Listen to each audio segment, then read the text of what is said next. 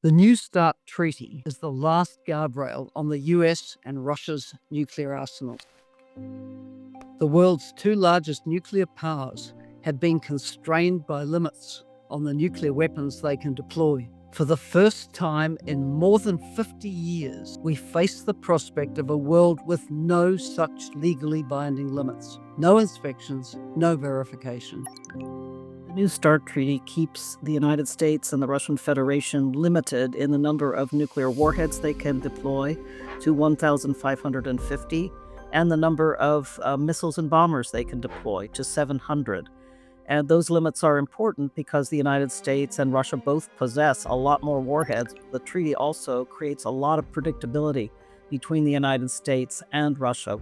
In a world with over 12,000 nuclear warheads, predictability matters. Without guardrails, nuclear competition becomes much less predictable, and technological advances makes proliferation risk far more dangerous. It would signal the collapse of the arms control system that helped prevent nuclear war throughout the whole Cold War and afterwards. Without New START, distrust and worst-case assumptions will become more likely.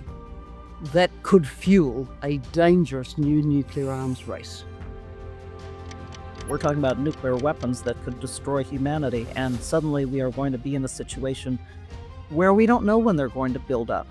And so we're going to have to be ready for anything. China is rapidly building up and modernizing.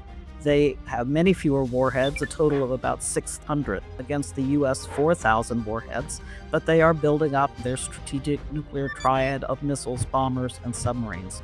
I'm concerned we would be back to a point where nuclear weapons assume much more importance than they should in the world. From the Cold War, we could learn, for example, what President Reagan and Gorbachev did. Despite their tremendous differences, they got together. They agreed to work for something that would be the benefit of both the US and the Soviet Union and the world. The ability to verify your adversary's arsenal, that builds trust and also prevents escalation. There is still a path forward.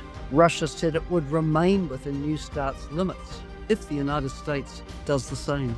Trump should agree to Putin's offer to continue observing the limits that were negotiated in the START agreement for one more year. This would prevent a rapid arms buildup, and it will also buy time for serious negotiations on a successive framework. The expiration of New START is not just the end of a treaty. It is a test of leadership. We, the elders, call on the US and Russia to meet the urgency of this moment and rebuild the nuclear guardrails which protect us all.